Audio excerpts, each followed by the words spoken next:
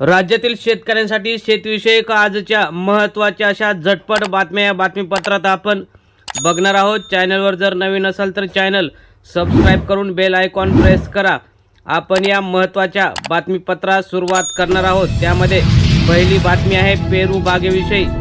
पेरू बागेला साड्यांचे आच्छादन, उष्णतेपासून इंदापूर तालुक्यातील शेतकऱ्यांकडून झाडांचे संरक्षण। सध्या उष्णतेचा पारा हळूहळू वाढू लागला आहे, त्याचा फटका फळबागा आणि भाजीपाल्याला बसत असताना शेतकऱ्यांनी ही युक्ती पुढे आणलेली दिसत आहे। शेतकऱ्यांसाठी आता येणार मोबाईल ॲप, 1 एप्रिल रोजी होणार उद्घाटन। तयारीसाठी 3 टास्क फोर्समध्ये 22 अधिकारी, या 22 अधिकाऱ्यांनी मिळून हे ॲप निर्मिती केली आहे। जैव उत्तेजक उत्पादकांच्या अडचणी सोडवण्यावर भर, doctor AK Saxena MB2B conclave 2025 चे उद्घाटन। यामुळे शेतकऱ्यांना त्याचा फायदा होणार। शेतकऱ्यांना सूक्ष्म सिंचनाचे अनुदान मिळेना। नाबार्डच्या योजनेअंतर्गत साहित्य वाटप 20 लाख रुपये थकले। नाबार्डच्या नॅशनल एक्सचेंज या योजनेअंतर्गत 20 लाख रुपये थकले असल्याने शेतकरी चिंतेत। कृषी शिक्षण परिषदेच्या महासंचालकाची आंबा बागेला भेट। महाराष्ट्र कृषी शिक्षण व संशोधन परिषदेचे महासंचालक रावसाहेब भागडे यांनी नगर जिल्ह्यातील या आंबा बागेला भेट दिली। समृद्धी महामार्गावरील सुविधांसाठी लागणार अधिक 2 वर्ष, MSRDCची उच्च न्यायालयाच्या नागपूर खंडपीठात माहिती। 15 दिवसापूर्वी स्वीकृती पत्र घेतले होते। भरतगाव कासुर्डी रस्त्यावरील वाहतूक कोंडी सुटणार कधी? दोन्ही गावातील नागरिकांचा प्रश्न। येवत तालुका दौंड येथील भरतगाव व कासुर्डी हा प्रश्न सध्या तिथे ऐरणीवर आलेला दिसत आहे। लाकडी घाणा तेल निर्मिती उत्पादन उद्योग प्रशिक्षण शिबिर, हे मोफत शिबिर पुण्यात आयोजित केलेले आहे। हे 2 दिवसाचे चालणारे शिबिर शनिवार आणि रविवारी होणार आहे।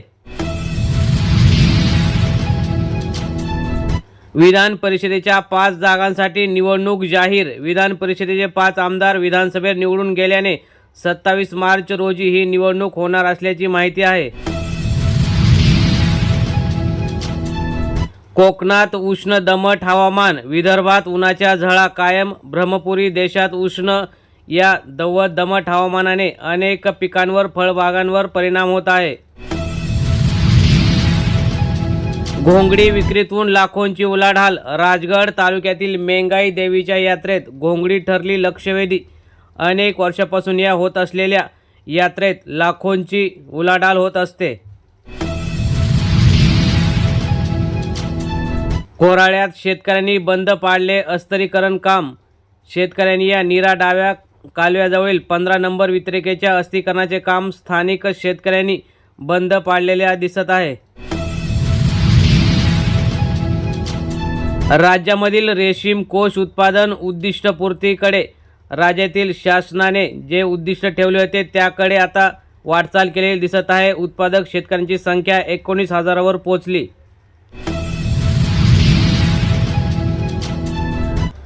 कर्जमाफीच्या घोषणेची आठवण करून देण्यासाठी मुंबईत महामोर्चा।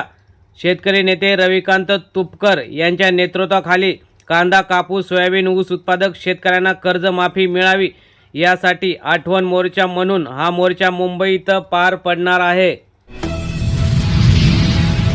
कोल्हापूर शक्तीपीठ मार्गाविरोधात 12 मार्चला मुंबईत मोठं आंदोलन आम्ही करणार आहोत।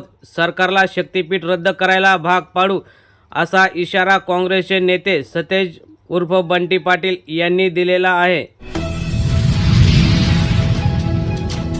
बळीराजा वीजदर सवलतीसाठी 1688 कोटी रुपये पहिल्या दिवशी मांडल्या। 6000 कोटींच्या पुरवण्या मागण्या, खातेनिहाय मागण्या सुद्धा लाखो आणि कोटींच्या घरात आल्या आहेत। 5 वर्षात 10 लाख सौर पंपाचे उद्दिष्ट। राज्यपालांच्या अभिभाषणात माहिती। कृषी योजनांचा आढावा। 1274 घन मीटर गाळ काढला। 11,21,000 टन सोयाबीन खरेदी।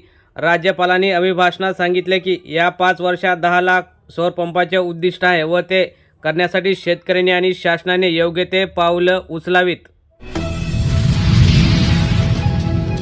जातिवंत खिल्लार गाय बैलांसाठी सांगोल्याच्या बाजाराला पसंती। पश्चिम महाराष्ट्रातील सर्वात मोठा जनावर बाजार यासाठी प्रसिद्ध असलेला सांगोला बाजार।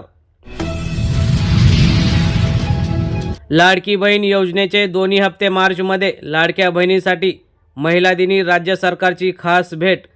दोन्ही हप्ते म्हणजेच डिसेंबर असेल जानेवारी ह्याचे 2 हप्ते या 8 तारखेला येणार।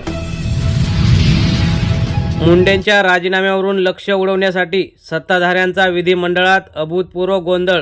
दोन्ही सभागृहांचे कामकाज ठप्प। हिम्मत असेल तर आझमींना निलंबित करा। शिवरायांच्या जय घोषणाने फोर्ट परिसर दुमदुमणार। शुक्रवारी भव्यदिव्य शिवराय संचलन। उद्धव ठाकरे मार्गदर्शन करणार। स्थानीय लोकाधिकार समितीची शिवजयंतीची तयारी।